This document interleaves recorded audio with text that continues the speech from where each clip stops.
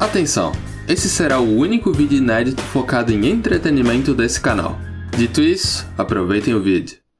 No dia 19 de agosto de 2021, JoJolion, a parte 8 de JoJo, foi finalmente finalizada após mais de 10 anos de publicação na revista mensal Ultra Jump.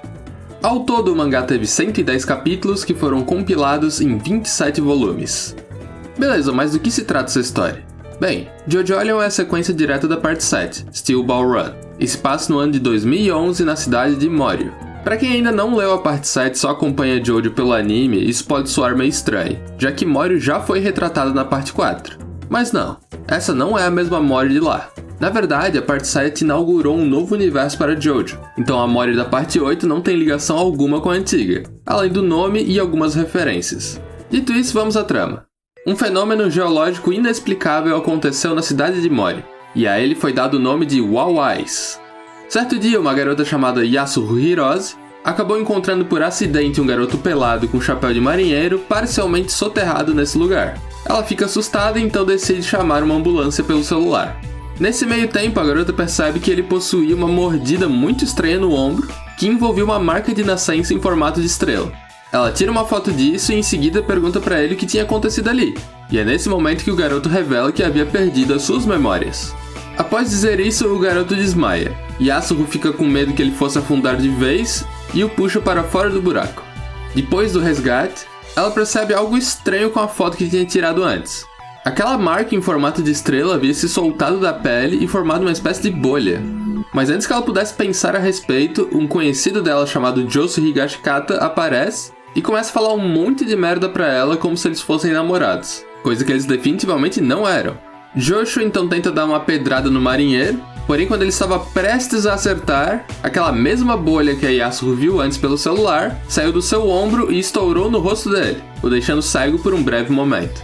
Josu ficou sem entender nada e então o garoto misterioso aproveita a confusão para acertá-lo em cheio em seu estômago. Depois disso, a ambulância finalmente chega, mas a única coisa que a garota conseguia pensar naquele momento era: eu tenho certeza que o cara que eu salvei tinha 4 bolas no saco. Então, né? Eu sei que essa introdução é meio estranha até pra JoJo, e não explica muita coisa. Mas essa atmosfera de mistério é o que move a parte 8 do início ao fim. Então se isso te deixou intrigado, dê uma lida e veja o que acha.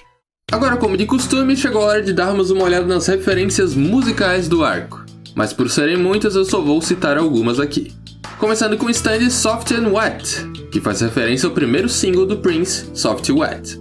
Doggy Style é o nome do stand do Hai Mamezuko e um álbum do Born This Way é o nome do stand da Kyo Nijimura e um álbum e música da Lady Gaga. Fun Fun Fun é o nome de uma música da banda The Beach Boys e o nome do stand de Ojiro Sasami, que a propósito é um surfista na história. I Am a Rock é o stand de Yotsu Yagiyama e uma música de Simon e Garfunkel, mais uma escolha musical muito apropriada para quem leu o mangá.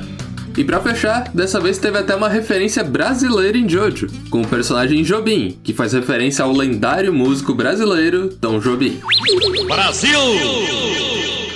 Beleza, antes de dar a minha opinião sobre a parte 8, eu quero aproveitar esse espaço para comentar algumas coisas relacionadas a JoJo que aconteceram nesse meio tempo em que eu estive fora. Eu acho que vocês gostariam de saber o que eu penso a respeito disso. Então, bora lá! Primeiro de tudo, se você assistiu um vídeo meu chamado JoJo News lá em 2020, você deve ter ficado tão surpreso quanto eu ao perceber que todas as minhas previsões se concretizaram. O anime da parte 6 realmente foi anunciado em abril, JoJo como um todo foi pra Netflix e ainda por cima foi totalmente dublado. Muito foda! Falando sobre o anime da parte 6, até o momento dessa gravação somente 12 episódios foram lançados. E a propósito, lançados com dublagem no dia 1, o que é uma parada sem precedentes. O anime em si tá bem animado e fiel ao mangá como de costume. Eu assisti dublado e posso dizer que a localização ficou demais. O único problema que essa dublagem tem é o lance dos nomes com direitos autorais terem que ser trocados. Mas isso era inevitável, infelizmente. Ninguém envolvido na dublagem poderia fazer nada para impedir isso. As outras partes dubladas também ficaram muito legais. Destaque para a dublagem da parte 3, que pra mim ficou tão boa que fez até o arco como um todo subir no meu conceito. O Polnareff ficou muito engraçado, a voz do Agdo ficou perfeita, e até o Jotaro, que no começo eu tava torcendo o nariz, conseguiu me conquistar demais ao longo do arco. Realmente só elogios pra essa galera. Além dessas notícias, também rolou o anúncio da parte 9. Agora é de verdade, eu juro. Até o momento ela tem o nome provisório de JoJo Lands, e não se sabe nada sobre seu enredo ainda. Então o jeito é aguardar. Por fim, o jogo JoJo's Bizarre Adventure All-Star Battle R foi anunciado. Ele é um remaster e uma expansão do jogo anterior, só que agora tendo uma versão para PC além dos consoles. Então eu e a galera dos computers vamos poder finalmente jogar esse festival de referências. Mas beleza, agora chegou a hora de dar a minha opinião com spoilers sobre JoJolion. Então se você ainda não leu, vai lá e volte quando tiver terminado. Então pra quem fica, vamos lá. Cara, sendo bem sincero, falar sobre JoJolion não é uma tarefa fácil. Porque algumas coisas importantes ditas no mangá, no fim das contas, não encaixam. Nessa altura do campeonato, eu acho que já dá pra dizer que o Araki não tem medo de criar contradições na história, se for pra seguir um caminho que ele julga melhor. Levando em conta que JoJo, desde o 5º volume da parte 7, é mensal, e que a parte 8 levou mais de 10 anos pra se concluir, é compreensível que o autor prefira escrever o que ele realmente quer, ao invés de se prender nas amarras que ele mesmo criou nos capítulos anteriores. Isso não significa que eu concorde ou goste disso, mas infelizmente esse tipo de situação acontece com certa frequência. Começando do começo, a ideia dos personagens ganharem stands através de uma mordida não é de todo mal, já que esse conceito de transformar coisas através dela já é bem conhecido, como no caso da mordida de zumbi ou vampiro, por exemplo. Então pra mim, essa é uma ideia até mais fácil de se entender do que a flecha do universo original. Só que o problema, pra variar, é que o Araki esqueceu de explicar o que causa essas mordidas. A única coisa que a gente sabe é que isso só acontece na área dos Wawais, o que me faz lembrar da Devil's Palm da parte 7, já que ambos pertencem ao mesmo universo e são lugares geologicamente bizarros que geram stands de alguma forma. Falando sobre o protagonista, eu achei bem interessante o fato dele ser meio que uma fusão entre duas pessoas, o Josefumi e o Yoshikage Kira. Só que a execução disso não me agradou tanto, já que o Kira só aparece em flashbacks pouquíssimas vezes ao longo da história. Além de que a única coisa que ele tem em comum com o Kira do universo original é o seu nome e o stand. Inclusive, a primeira vez que falam sobre o Killer Queen, é dito que ele conseguia fazer bolhas explosivas. A bolha em si não tem nada a ver com o stand, ela na verdade era uma forma de spin, o que de certa forma faz referência ao ataque combinado do Killer Queen com o Stray Cat na parte 4, o que eu achei uma sacada bem legal. O fato do Kira ser tecnicamente o Jotaro dessa história por ser o filho da Holly eu achei bem interessante. Mas infelizmente essa junção entre as famílias Higashikata, Joestar e Kira nunca foi muito aprofundada na história. O começo do mangá dava a entender que isso seria super importante e tal, mas no fim o foco só mudou totalmente pra Lokaka e tudo isso foi deixado de lado. Falando na Lokaka, a ideia dela não é de todo mal também. O problema, na minha opinião, foi justamente esse foco extremo nela.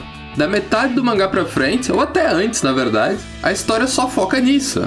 O lance do Josefumi e do Kira terem criado essa variante da fruta sem querer, e esse ser o motivo do Josuke existir, gera uma série de problemas. Já que os vilões tinham trocentas Lokakas, mas nenhum deles pensou em fazer um enxerto da mesma forma que eles fizeram. Não. Só aquele galho mágico seria capaz de gerar a variante super poderosa que eles queriam. Pra mim isso foi muito mal pensado. Sobre os vilões, eu adorei o fato do Araki ter criado essa raça dos Homens de Pedra. Me lembrou um pouco os Homens do Pilar da parte 2, só que sem toda aquela coisa vampírica sem sentido. O Araki até se esforçou para explicar a origem deles na evolução das espécies, e por mais bizarro que seja, ficou bem legal. Visualmente falando, as duas raças são indistinguíveis, mas os Homens de Pedra, além de serem feitos de silicone, ao invés de carbono, eles têm algumas peculiaridades bem interessantes, como o controle da rigidez da pele, o lance deles precisarem hibernar de tempos em tempos, e a aversão que alguns têm com aves, já que se acontecer deles hibernarem da rua, eles vão acordar todo cagado. Outra coisa bem engraçada que ele citou sobre essa raça é que mangakas que ficam muito tempo em ato potencialmente pertencem a ela, o que finalmente explica porque Hunter x Hunter nunca tem capítulo novo. Agora, nada explica o que diabos foi esse golpe do Yagiyama, porque o poder do stand dele não tem absolutamente nada a ver com isso. Falando em cenas inexplicáveis, quem diabos é esse cara aqui, mano? O Josuke tava no meio de uma luta na casa do Kira e simplesmente do nada ele lembra desse brother. Aí tu pensa, nossa, ele deve ser um personagem baita importante pra história e tal. Só que esse cara nunca mais aparece. A única citação dele no mangá inteiro é essa. A minha teoria sobre isso é que no começo do mangá, o Araki queria que o Jobim fosse o grande vilão da história. E esse cara que o Josuke lembra seria uma versão dele que depois o Araki descartou para introduzir o Jobim que a gente conhece. Já que nos capítulos seguintes desse acontece aquela cena da foto de família na mansão dos Higashikata, e o Jobim foi o único que não apareceu, assim criando um mistério quanto à sua aparência. Inclusive, se vocês repararem, esse cara que o Josuke lembra é meio parecido com o Norisuke, o pai do Jobim. Então não seria estranho pensar que aquela fosse de fato a sua aparência. O motivo por trás dessa troca de design deve ter acontecido porque o Jobim, da versão que a gente conhece, nunca interagiu nem com o Josefumi nem com o Kira. Então não teria como o Josuke lembrar dele. Por conta disso, o Araki decidiu mudar o design que ele tinha criado inicialmente para evitar esse furo de roteiro. Mas isso tudo é só especulação minha, a explicação pode ser literalmente qualquer coisa. Uma coisa que eu elogiei bastante da parte 7 foi o traço do Araki. Por conta desse ter sido o primeiro arco a ser serializado mensalmente, ficava nítido o capricho a mais que ele colocava em cada quadro. Porém, infelizmente, o mesmo não pode ser dito da parte 8. De forma geral, o traço dele não tá ruim, mas as relaxadas dele acabaram ficando bem mais evidentes dessa vez, tendo várias imagens inacabadas ao longo dos capítulos e algumas artes tosquíssimas como esse cachorro aqui. Outra crítica que muita gente faz é dizer que os personagens dessa parte têm tudo o mesmo rosto, mas a resposta que o Araki deu pra isso foi genial, criando um stand que tem justamente a habilidade de fazer todas as pessoas ficarem com o mesmo rosto.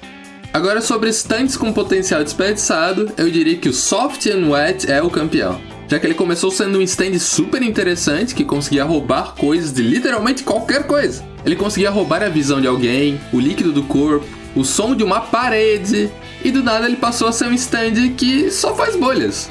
E ele usa essas bolhas para se proteger e sair voando. Isso me lembrou um pouco daqueles poderes que o Giorno tinha no começo da parte 5 e que depois sumiram para nunca mais voltar. O lance das bolhas depois foi explicado que não eram nem o stand dele que fazia, aquilo era spin, o que também gera uma série de contradições dentro da história, como na luta dele com a Daya, por exemplo. Falando agora em cenas memoráveis, eu poderia falar do passado do Johnny, mas essa parte foi tão mal explorada na história que eu nem considero tanto.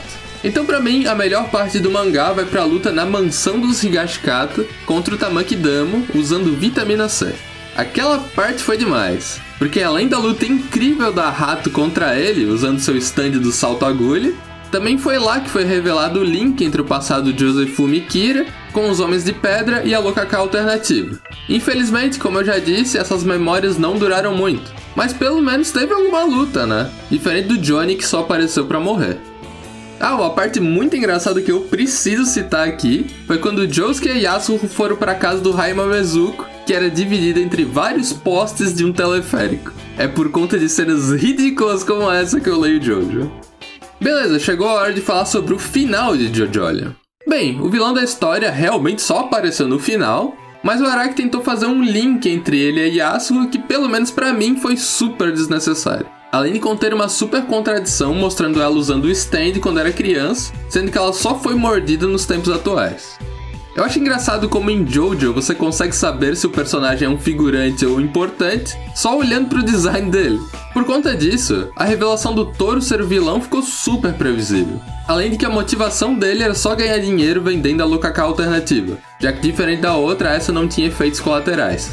O stand dele, o Wonder of You, eu achei bem legal. O lance de ser impossível segui-lo sem sofrer um grave acidente por conta da calamidade realmente torna o usuário muito poderoso. Tanto que o Josuke quase foi pro saco e só não morreu porque a Holly deu Lokaka líquida pra ele beber. Falando nela, o grande mistério das partes do corpo que tinham sumido, no fim das contas era só petrificação por conta do consumo da Lokaka. Curioso como nenhum médico notou essas pedras justamente nos locais que estavam faltando, né?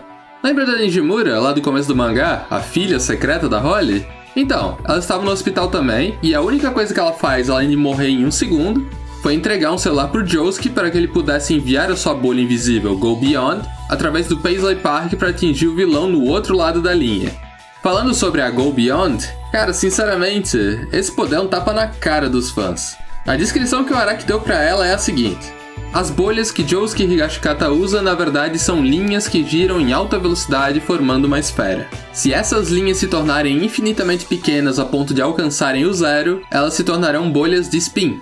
O spin, aparentemente, é capaz de superar a razão que existe nesse mundo. Go Beyond pode inclusive superar a lógica do que seria considerado desastre nesse mundo. Ou seja, ups, criei um vilão invencível de novo. Mas não tô com um saco pra pensar como derrotá-lo de forma inteligente. Vou dizer que a bolha que sai do ombro de Josuke agora faz o que eu quiser e pronto. Só não tem como não se decepcionar com isso, né? Chegou num ponto onde eu sinto que essa discussão só não vale mais a pena. Mas deixando isso de lado por um momento, outras coisas desse final que dá pra citar são a morte do Jobim por um canudinho quando Wonder of You passou pela casa dele, a treta da Yasuo com o Joshu, onde ela usou a Lokaka alternativa pra regenerar o seu braço degenerando dele, o Tori que foi acertado pela Go Beyond 2 vezes através do celular e só não morreu porque na primeira vez ele comeu a Lokaka alternativa também, a Kato que conseguiu curar a maldição do Tsurugi com o caldo da raiz da Lokaka alternativa, fazendo ele absorver o Tori, o que pelo menos fez com que todo o trabalho que o Jobim teve para salvar o seu filho desse certo no fim das contas. Só foi uma pena que a Kato também acabou morrendo no processo disso. E por fim, o golpe final do Josuke usando a Go Beyond pela terceira vez.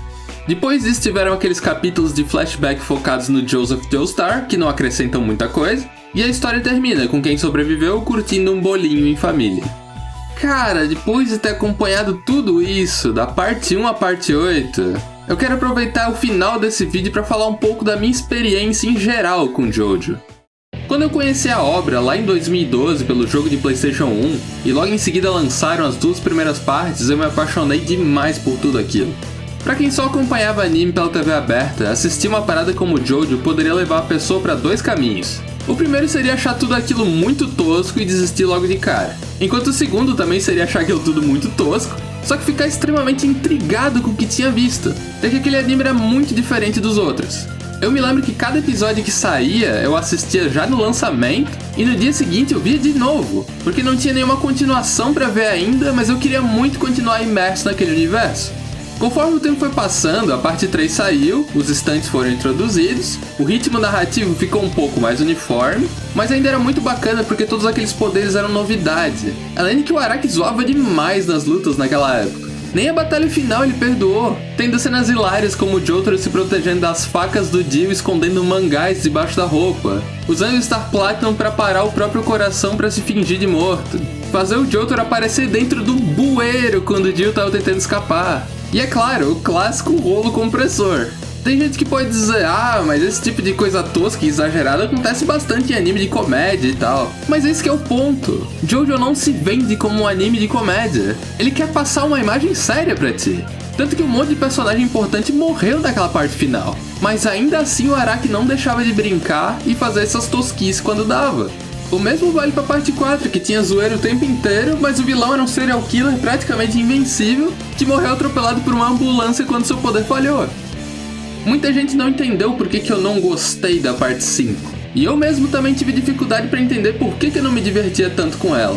Mas no fim eu percebi que quando Jojo quer ser apenas fodão, é aí que ele me perde. Porque eu não comecei a assistir Jojo só pra ver um anime de pancadaria. Se esse fosse o caso, eu poderia assistir qualquer coisa muito melhor. Porque anime genérico assim tem a rodo.